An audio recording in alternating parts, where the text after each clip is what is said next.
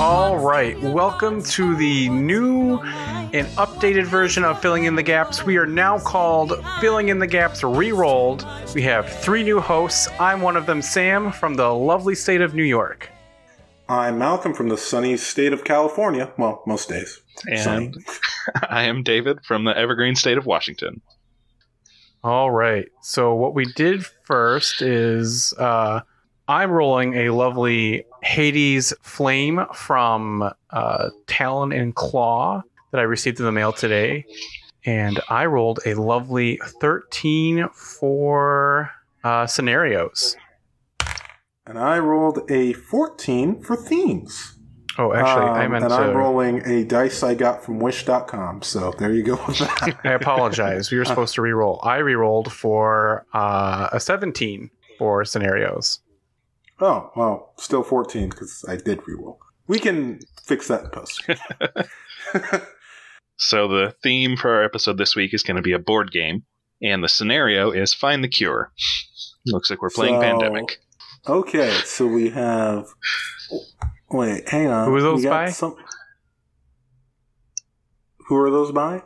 Oh, wait. It's actually choosing a side to fight on in a board game, both of which are by Molly. Oh, nice. Well, I hope Molly appreciates this episode. This one's going out to you. Okay, when you guys hear choosing a side to fight on or board game, what do you think for a D&D or RPG session? First thing that comes to mind for me is a combination of, like, what would happen in X-Men between Professor Xavier and Magneto, where they're always having this game of chess, and then also the first Harry Potter book, where we had everyone stand in for night chess. And so it could be kind of a combination of those where there's some kind of powerful being who is using the party as, like, their pawns in a competition against another equally powerful being. I like this. One of the things that I had thought of was, yes, very much Harry Potter wizard chess. But also, while we're throwing things out there that were from our childhood, Mortal Kombat chess was a big thing that taught me a lot about how to play chess. But the thing was, when 2 pieces occupied the same space, that would be when there was a big fight between them. I like the idea of these powerful beings almost playing like a cosmic game of chess and it being very literal in the sense of them going against each other in that way. Like, it is literally these 2 beings playing chess. You can choose. I don't think that the party has to be pawns, but I feel like it's fun if they specifically, you got a paladin and they're like, well, yeah, you're the knight. Of course, you're a knight on the game. Like, so you can have different things like that. You can have the fighter be like a pawn and be like, this isn't cool. Fighters are more than that. And it's like, not to this guy. Like, you can have it be something really fascinating. And you know the bard is going to become the king. Kind of a mirror-verse thing where they're fighting themselves. Oh, sorry, go ahead. Oh, somebody said something. I said, the bard is going to try to be the king or something like that. Oh, pretty great. Yeah. We could if we're going with, go ahead. Sorry, if we're going to go with the chess theme, why not just have it, Battle of the Gods style? You have 2 gods trying to get your party to join their side. I'm into it. Yeah. So it's kind of like them trying to establish their pieces of what they are to them. Like, trying to prove the paladin being like, I am a knight. And it's like, I don't know. Can you make the moves I need you to make? Can you pull off some surprising tricks? Like, that could be a thing within its own right. To be, like, proving to these god characters that, like, no, you're worth what I need you to be. Like, I've chosen you, yeah, but you're all pawns until you prove otherwise. And that within itself can be something. Oh, yeah, that's cool. Prove what piece you are for this battle. We could also kind of poke fun at like the board game community. I know there's big movements where things that are like traditional games, mostly like Monopoly and Sorry and them. I don't know if chess would exactly fall into this category, but what if they're very like hipster gaming gods? So they're like, well, we could play chess, or we could play this. And they're trying to go out and collect adventurers as their cards for a collectible card game, or something like that. That would be interesting. This is a very meta campaign idea, is what it sounds. Because I don't feel like you can necessarily get away with like, oh, this is a one-off thing. There's these gods that play like games of chance with your life. It's like, no, but these things, if you wanted to do like a campaign of like, there are these two beings. One is very much set in this way. One is very much set in this way. And it doesn't have to be a traditional light, dark, good, bad, whatever. It can just be a sense of, here's what I think this should be, and here's what he thinks this should be, or she thinks this could be, and why we disagree on this. Join my side or join theirs. And it can be a thing where like, one's like, I value you because of these traits that you've shown. And the other one be like, I value you because of these other traits. So you can have that choice in that sense where it's like, I value you, rogue, because you're stealthy and you don't ever hurt people, but you always get the job done. And the other person's like, I value you because your heart's not good and deep down. You're always trying to like think of a scheme, and that's what I need. I need a plotter. And like, you can have the different things. And even using the chess analogy that we came up with earlier, or chess idea, it's the difference of them going, hey, I think you're a knight, versus the other person going, I think you're a rook. I think you can do more powerful things if you side with me, and he just wants to use you in this way. I want to use you in this way. And that way is not even a thing of like, who's trying to use people. It's like, no, both sides are straight up telling you, we're trying to use you, but it's just, we're going to give you a choice. So that's what I'm thinking for it. I know a lot about board games, but I don't know enough to know how to interconnect all of them. So I think we should decide which board game we want to focus on.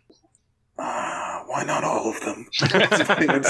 That's my instant thought, though, is just like this concept of like every game built into one. Like this weird Monopoly Sorry Life type thing where it's just like, oh, okay. And you can do so much with that. Like you could have it be that's like, oh, like you could have it almost be D&D and then it not be. Like you could have it where a person's walking down the street and it's like, oh, you get stabbed, but instead of like dying, your character just becomes a baby again, and it's like, start over, and it's like, oh, that would be miserable.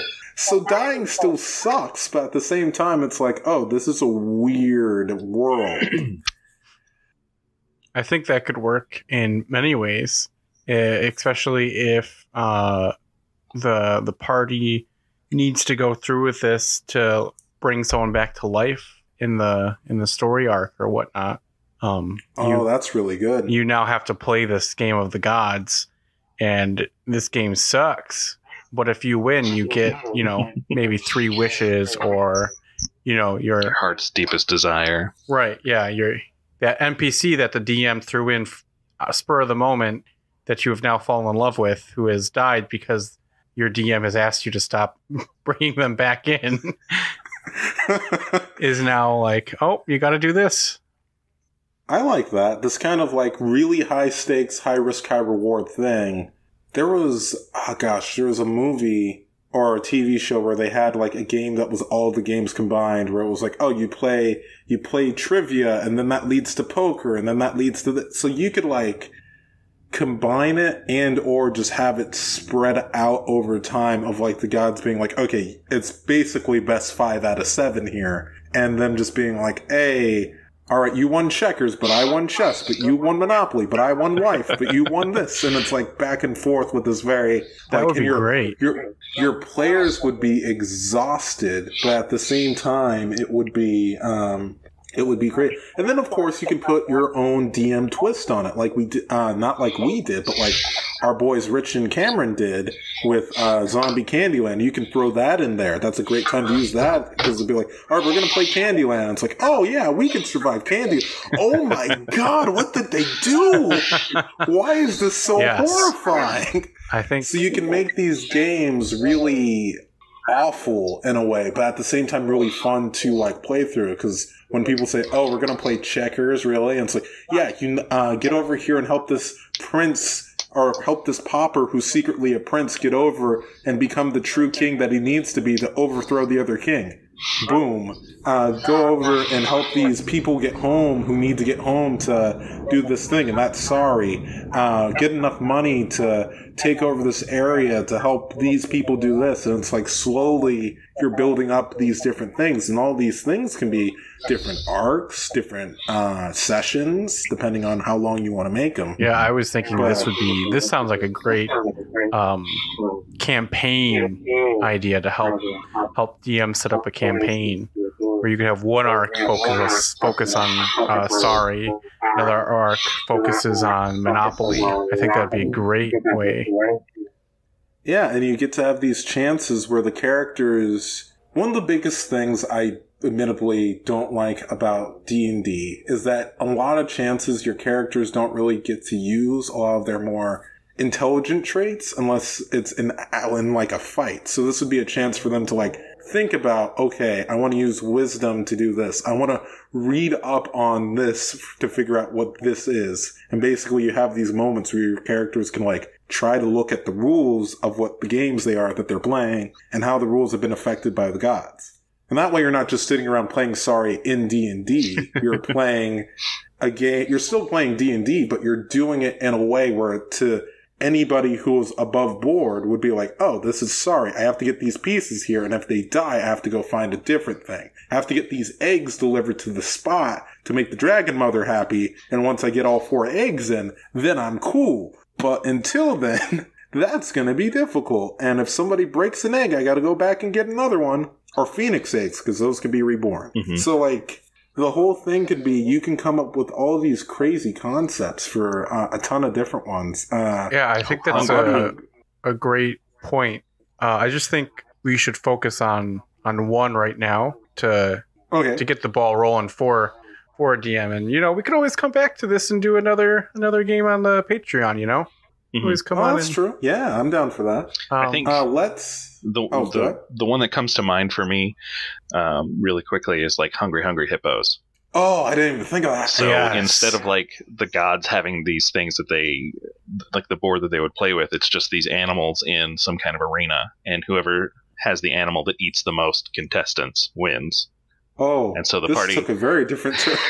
The party has to like weaken whoever they're competing against and not get eaten by either of the beasts as long as they can.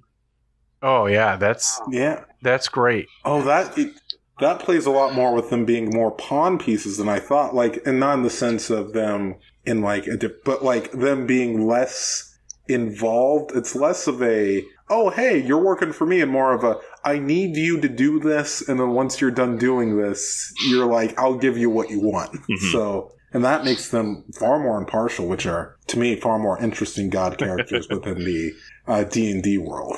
And I really like that it's going back and forth. I feel like eventually, like, this has been a competition between them for ages, and like the characters are only so old, so maybe there's some kind of like religious organization or just regular organization in the world that champion the causes of these two. Yeah, and I'm hoping my microphone did not pick up that loud honk, but if it did, I am sorry. But yes, I agree. I like the idea of it being almost like these cults of people have been like worshiping them, and they've been picking the people. Like they could be like the chosen are the ones who end up living these extraordinary lives, and it's like, okay, cool. And so there's these cults dedicated to making these warriors who are like born to be chosen, and it just so happens that your party comes in and they just go, no, we want those guys, and both sides want them. And that's, again, I'm very much a dissect the character type person, so I think this would make a good like mid-campaign reveal, not necessarily a beginning part, because I think you have to have a developed enough character to go, yeah, but you did burn that house down. Yeah, but I made sure nobody was in it. And it's like all these things where it's like, okay, well, this guy should be on my side. No, I want him on my side. And that again brings us back to more of the fighting sides going like, choose which one of us you want. I can bring back the person you lost. I can give you unlimited powers so you can bring them back. And it's like, well, which one is more likely to like bite you in the rear end in the end of that? Like, what's the bad choice? And arguably, there doesn't have to be one, which is an interesting idea.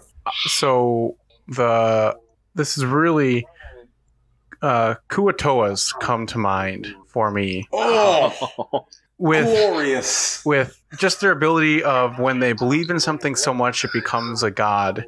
What if this is now like a tournament of two rival Kuatoa villages, and they're seeking their next god, basically, which could ultimately be the party, and they're basing all of this like tournament on hungry hippos, where they've believed so much that these 4 ginormous monsters come out, and whoever can beat them or not be eaten by them are the next gods of this. So for these villagers. Okay, I like that. I thought you were going to go a different direction slightly. I thought you were going to go with the when you were like Kuatoa believing something so hard it becomes real. I was thinking, what if the gods that choose them to play in these games or in a game aren't real? They're the choosing factor into making your party gods. Oh. So they're the thing that they are the test, but they don't really exist on their own accord. They're just, the Kuatoa believe so hard that there has to be a super tough, challenging process that you have to go through to become a god or to be the thing that they need. That is what they put your party through, accidentally even, because they believed in this thing so much that it became real enough, but it doesn't exist on its own accord. So you can have something that's not in the DM handbook, that's not one of the listed gods. It's just the Kuatoa believed in this choosing process, and so it made these two sides of choosing processes that go like, okay, we are to purify and put you through these, and you're going to either survive the hungry hippos and prove that you're a warrior in that right, but then you have to prove this and this thing, or, oh, you have to do things that way. But the Kuatoa, I love that, and I love that concept of them believing in the party in the sense of like, you could be what we need, but I don't know if I'd make it that they're the god ones as much as I'd make it as they're like, oh, you're part of the choosing. You need to go in the choosing thing now. Oh, yes, I like that. Yep. I like that a lot. So what? So we have the Kuatoas.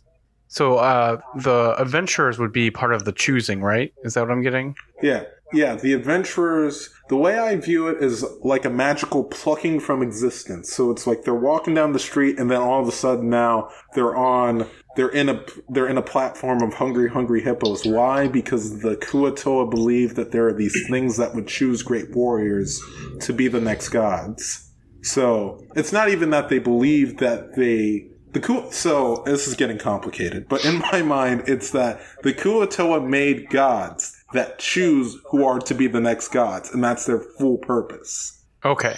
Does that make sense? Yes. Does that make sense? That's a lot, but it's like we could it's kind a of step removed. Reduce the complexity of that if we go with the Kuatoa have always been.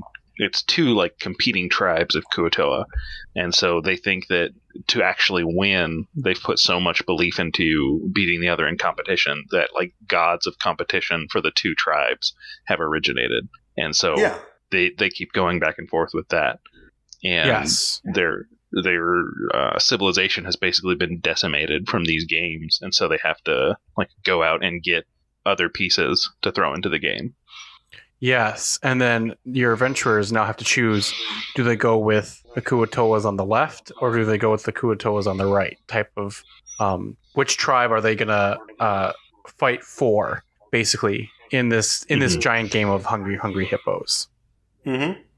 Also, where are we going to put as the hippos? I mean, I pulled up Kuatoa to see if they have any, like, specific types of pets, so it could be something other than like the hippo itself. Yeah, it could be hippogriffs too, though. Hungry hippogriffs. That's really good. That's an episode title right there. Yeah. But yeah, having it be that you have these you have that happen, and you can have it be like different rounds of that even if you just want to. And if you wanted to do just a one-off thing, that'd be a lot easier too to accept that it's like, oh, you were thrown in hungry hippogriffs and you survived it, and you're like, oh no, screw this, I am out. And so you just book it. Yeah, and I would assume these hippogriffs, if we go with that, are just ginormous. And you have different adventuring parties inside this arena. And like, because I would assume the Kuo-toa would pick different people to fight for them. Mm-hmm. And so now you have all these different NPCs that are monsters. Like, you have a tribe of bugbears. And you're like, oh, what? And then some Kuo-toa is like, yeah, but our bugbears, we believe that they're like all empowering. So like they have like beefed up armor and stuff on now.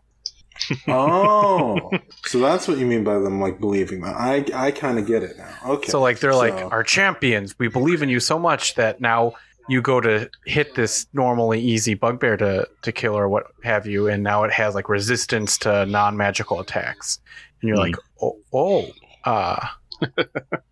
what? Well, my concern there is I don't know if that would just turn into a like almost child's game of like, you hit me, nuh-uh, because I believe that I'm wearing invincible clothes, and it's like, what? Like, well, that's my only. See, that could be the thing is then now your party is like, oh my god, we're caught in this stupid child's game. How do we diffuse this situation so all these people don't get brought into this death fight? Mm-hmm. So if your party is, my party does not very much like combat. They like the ever so often, let's fight a dragon, but they don't like, walking through the forest and being attacked by wolves. They're more into the role playing aspect. So a lot of their situations or solutions to problems is trying to get out of it without fighting.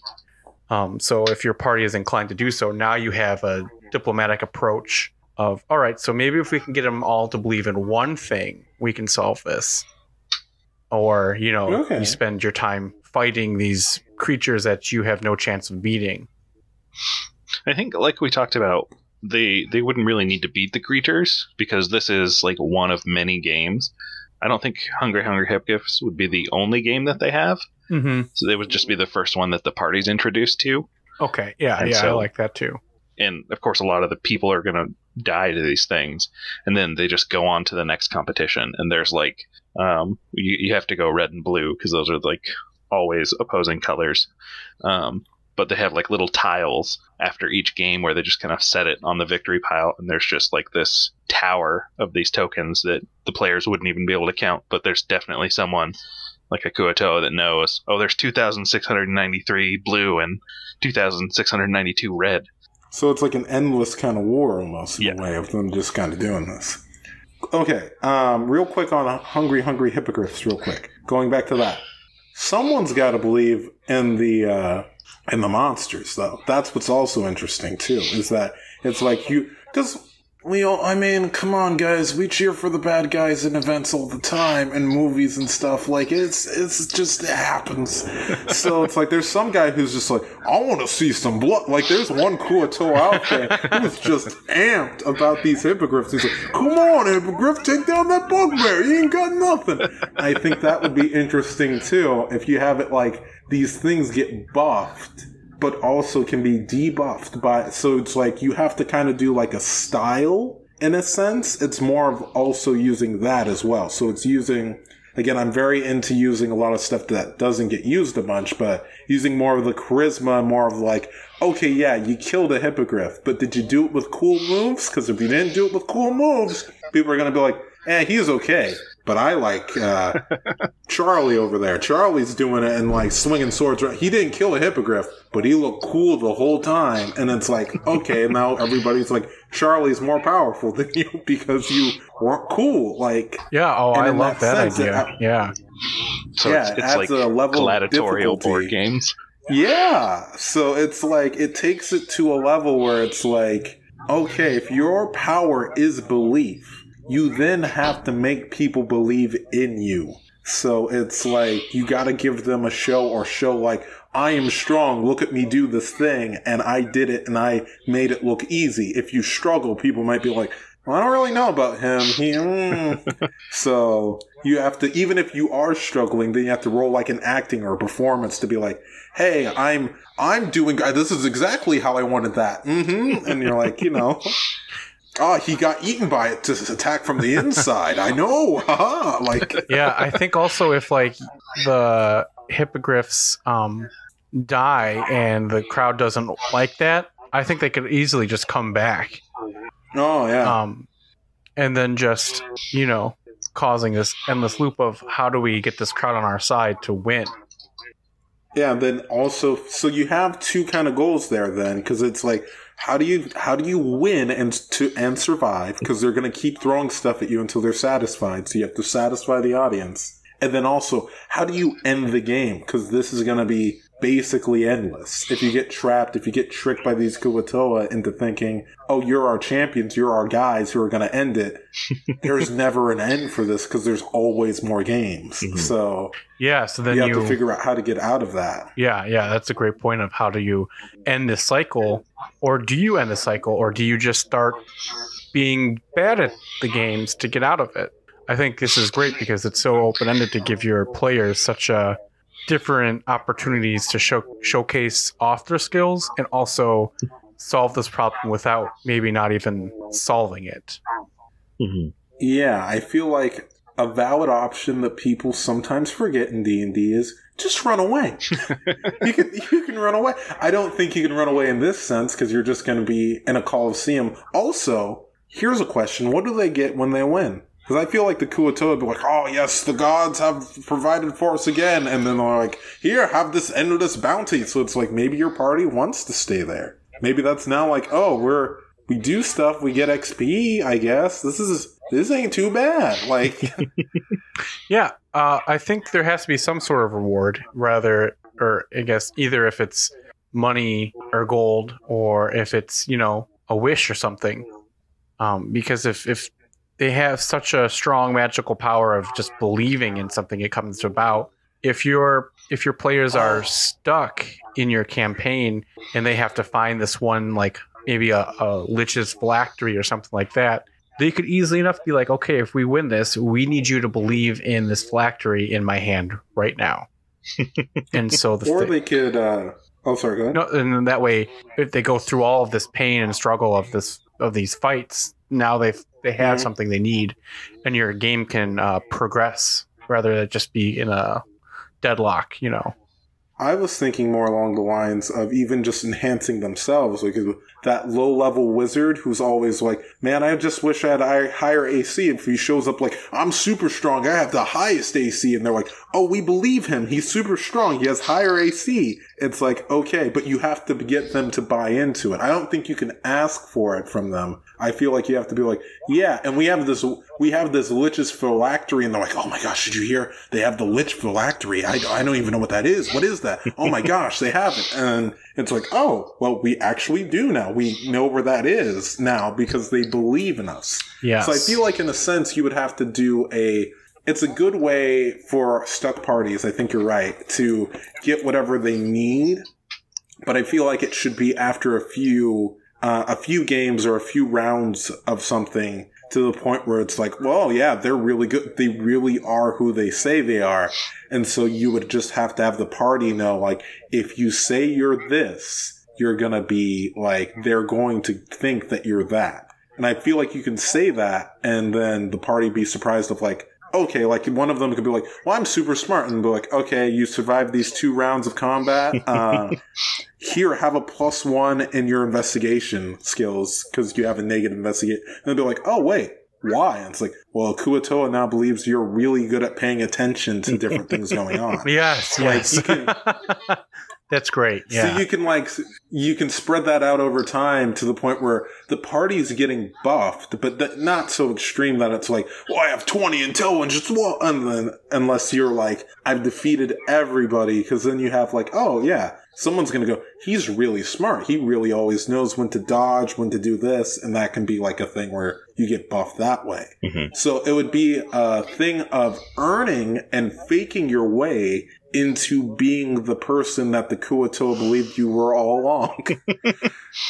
This sounds very Disney movie, but it is like you become the character they thought you were. So this is a great way if you wanted to fast track level ups, because I know a lot of people also have issues with going, well, I want to run like a level 5 campaign, but my character's level 4 or level like 2, and I wanted to run like level 8 thing, and it's like I don't want to just throw that on. That seems mean. And it's like, well, this is a good way to like skip ahead in a way, because it's just like do these rounds of combat, come back to it later, or have it be that you can come back, or have it be that you can only do this like once. Once you leave, it's like, oh, you're not really our people, because our people would stay. Mm-hmm. So it's like, oh, now you have a thing of, do you just keep grinding forever? Well, no, because we have this other timed goal, or we don't know how long it's been since we've really left. We're kind of losing track of time. Mm-hmm. Like, you can do a lot there where it's like, oh, you spent like 3 years there. Meanwhile, that lich that you found the phylactery location of, he's off taking over like half the kingdom. Good job. Yeah, like, there you go.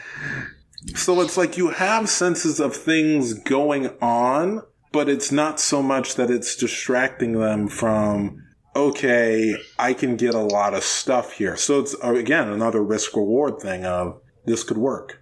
How would the party know, without like metagame knowledge, that they would be able to gain this from the Kuo-toa before going in? I would do minor things first.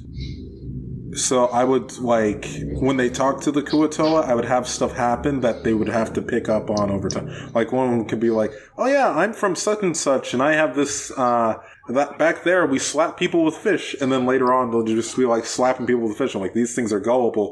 But then later on, they'll have, like, a memory of, like, slapping someone with a fish. And I'm like, I didn't do that, did I? When did that happen? What's happening to my mind? And then it can be like, oh, it affects your mind. Does it affect anything else? Mm-hmm. I don't know if that would work, but it might. It's a tricky one to pull off. Yeah, I think you could also, if, say you are doing the thing of where your party's stalled, they don't know where to go next.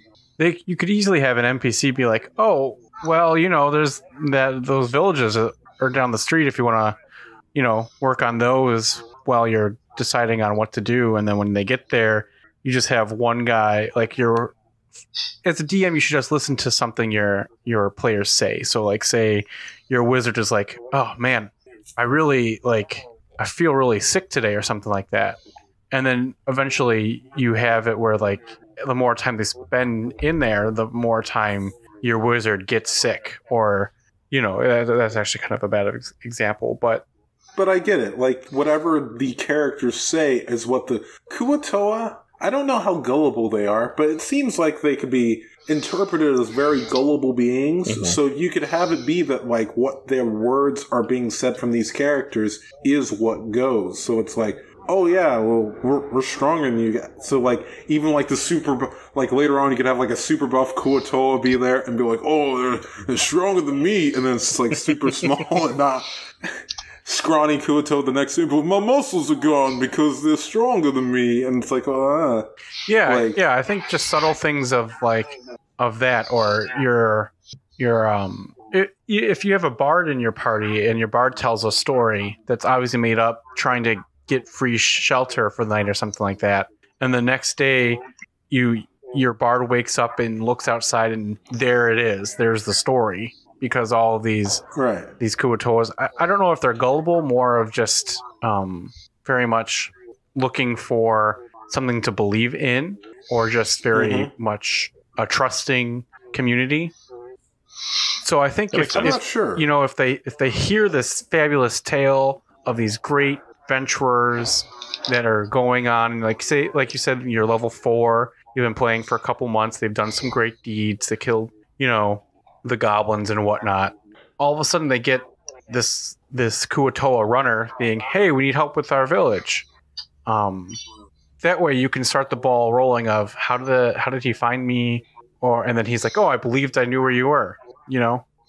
Mm-hmm. And then you can start slowly layering on of like, oh, if we use these guys to get what we want, we can pretty much get whatever. And then, you can do a hard side effect later on.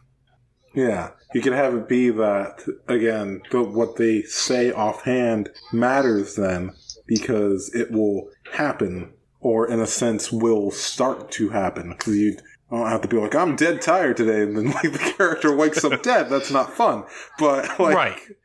But in the sense of like, oh, well, he's dying. Why is he dying? Well, he believed he was dead tired. Or you could, I guess for that, you could put him like in a coma or something. Like you could do stuff where it's like, oh, this is dangerous levels of magic. And even then you could have it be that belief of one Kuo-toa, not a ton, but the belief of multiple Kuo-toa together is what brings things to life or brings things into existence. Especially these two very fierce, very religious groups that have been going at each other for so long. That's where it becomes really, really dangerous. Yeah, yeah, I think that's great. Like, sorry, I usually play. I've only ever played bards except for once where I played a paladin. But just like if the bard says this lavish lie of, "Oh, I'm the strongest warrior in the world" type thing, or I'm super rich, and then he keeps telling this lie, and the story does some performance or persuasion checks.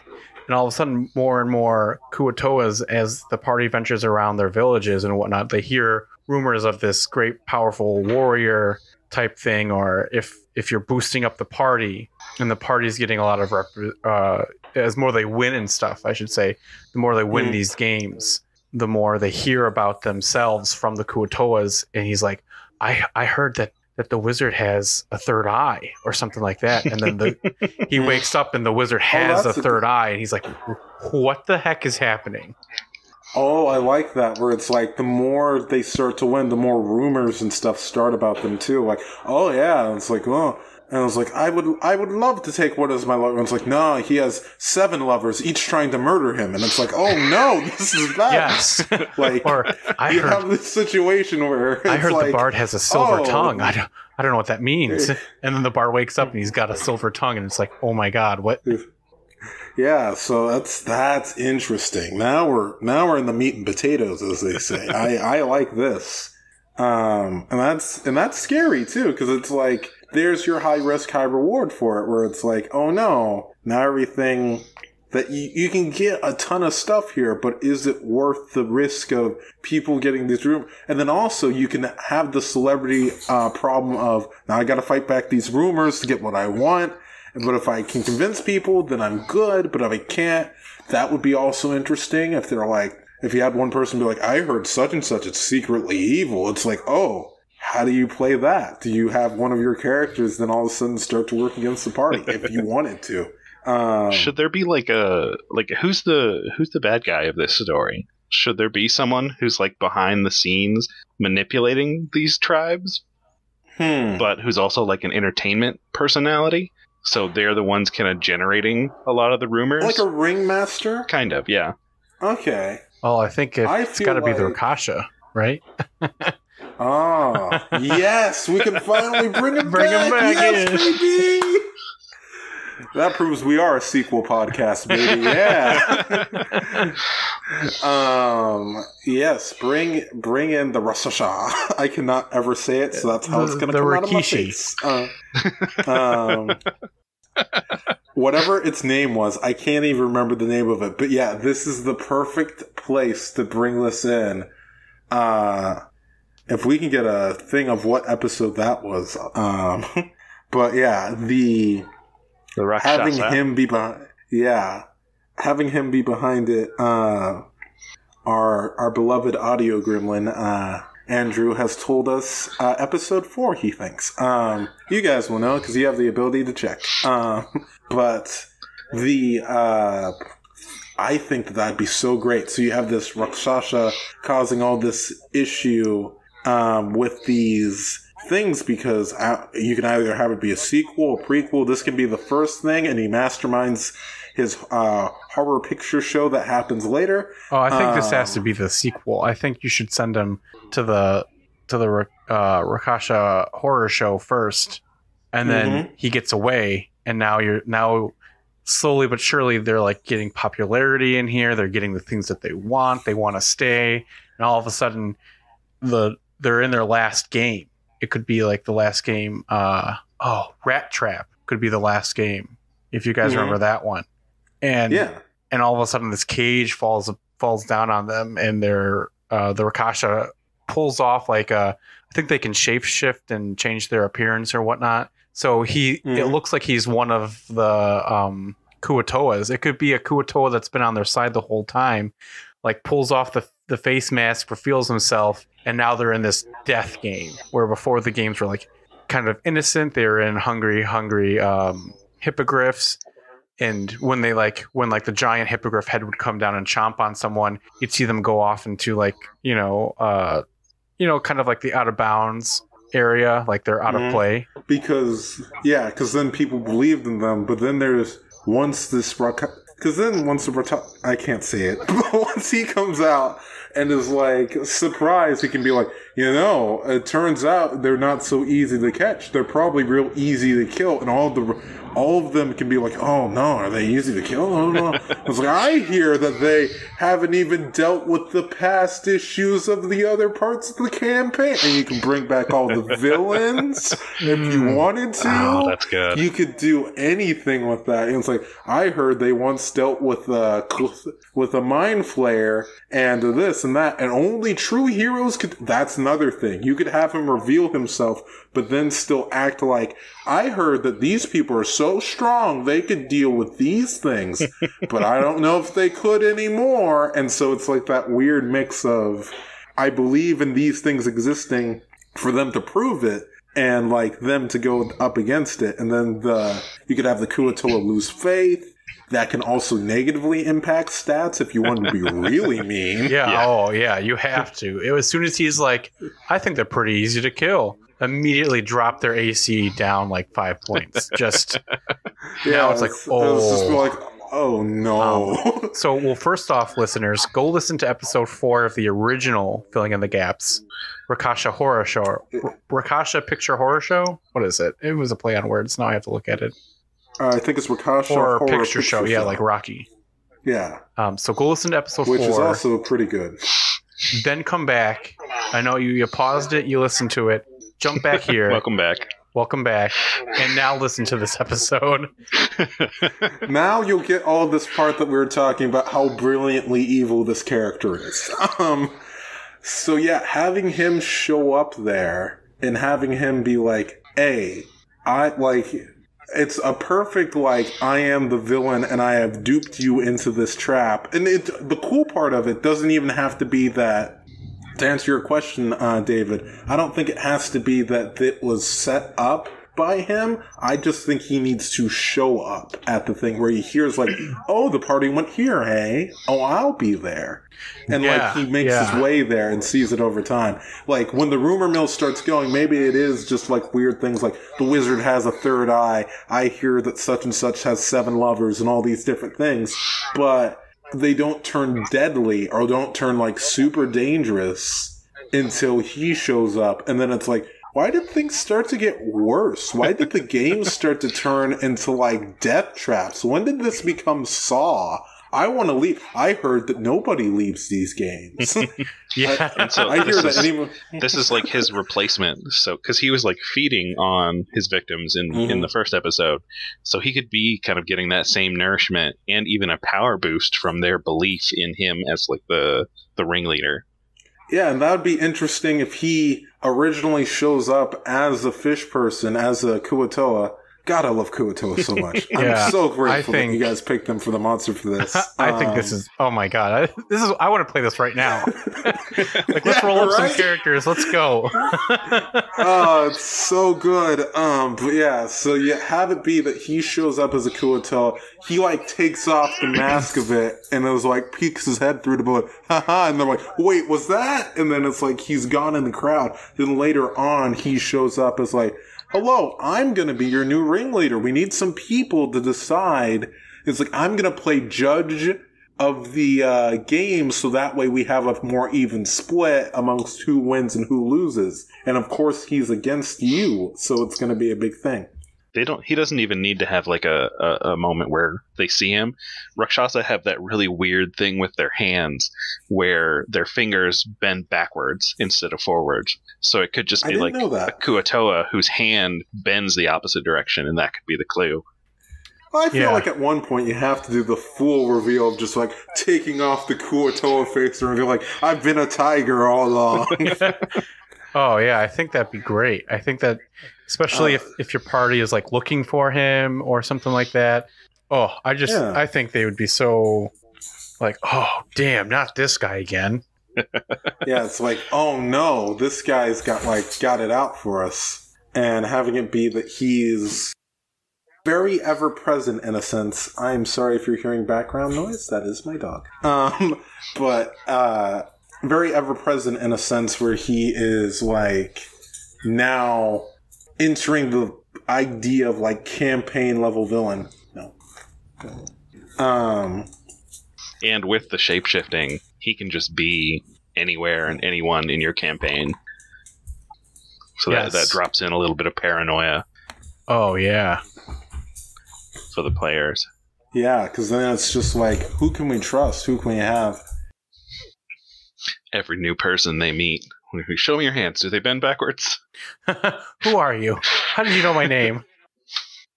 You don't have stripes, do you? I think we have a pretty good wrap on this one, so let's move into our recap and synopsis. So, you know what? For the first one, let's just roll. The two highest rolls are going to do it. How's that? Sounds good. Oh, well, that's not me. I got a 2. 15. 16. Okay. So, you guys got it. Dave, which one do you want to do? I think I'd prefer the recap this time. Okay. And just for everyone's clarification, the recap is recapping everything we just talked about, while the synopsis is a more focused scene of the episode, right? Yep. Awesome. We'll do the recap first then? Yes. All right. Okay. For this episode, what we've come up with, the adventuring party stumbles their way upon a group of fanatical Kuotoa who, over the years, their belief in a spirit of competition between these two tribes has actually become a deity, an actual spirit of each of these tribes in competing against the other. And their beliefs, the beliefs of these tribes, are what power the pawns in their games.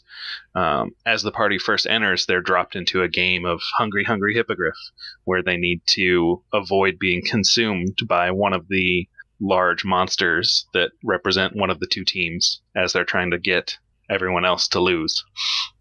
As the campaign, or as this session will go on, there is a ringleader who is oddly familiar to the party, who is leading rumors and discussion amongst the Kuotoa in order to have the games go in their favor. It's up to the party to either put a stop to it or just get as powerful as they need to from the beliefs of these Kuotoa before escaping, hopefully, with their lives. And all right, for the synopsis, we're gonna have the camera focus down in. Your party has just been dropped into this game. A giant eagle head sits at the end of an arena as it lurches forward, chomping at your party and other NPC fighters. As your party goes on and on fighting, eventually they're declared the winners.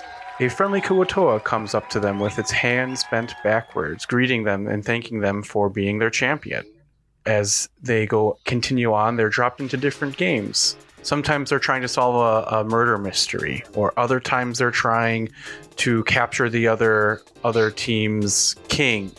All in all, this Kuo-toa that is so friendly to them is raising up their popularity, telling them, what are you looking for? How can I help you? Spreading these fabulous rumors, giving the bard a silver tongue, giving him advantage on charisma saving throws. Or your wizard's AC is skyrocketed to a 30, making him feel like a god. But then they get to the final game. Their Kuo-toa friend reveals himself as the judge all along. A spotlight shines down and the circus music starts to play as he rips off his face. And there comes back their evil, reoccurring villain, the Rakasha, as he claps his hands, applauding your party about how well they've done. Hellhounds come up behind him, and it is now time for their last game. And that's what I got there. Oh, yeah. Very nice. Again, I want to play this. This sounds so cool. It's one of those things, though, where I feel like it'd be cooler if I didn't know any of the spoilers. It's like, I got spoiled on a real good movie, and it's like, dang it, now I want to watch it, but now it's not the same. This sounds really, really fun, guys. I hope that everyone's being safe out there and having a good time with their games.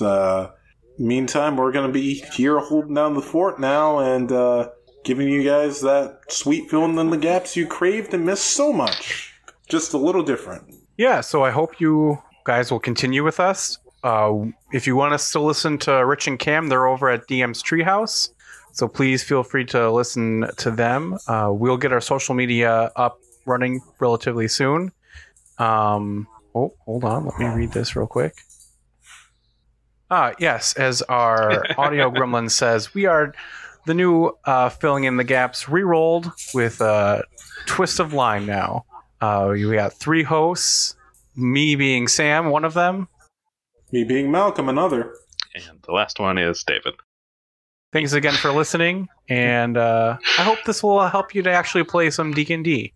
Hey there, thanks for listening to Filling in the Gaps. Our theme music is Today by Limby off of their album Drive. If you like it, you can hear more from them at limby.bandcamp.com or on their actual play podcast, Bombarded. That's Limby, spelled L-I-N-D-B-Y.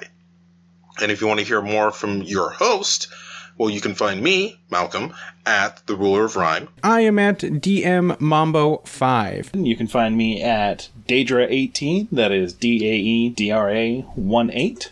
And you can follow the show at FitGDND or on our Discord server. We are always looking for new themes and scenarios to add to our list. The show is edited by our beloved audio gremlin, Andrew Brown, and you can follow them at Nubinator912. Lastly, we are an Obtuse Audio Studios podcast, and you can learn more about us at obtuseaudio.com. Don't forget to give us a 5-star review on Apple iTunes, if that's what you think we deserve, but we hope you do. All right, thanks, have a great day, and be good to each other. What's in your thoughts? Oh, what's in your mind? What fills your head and what leaves it behind? It's too much today.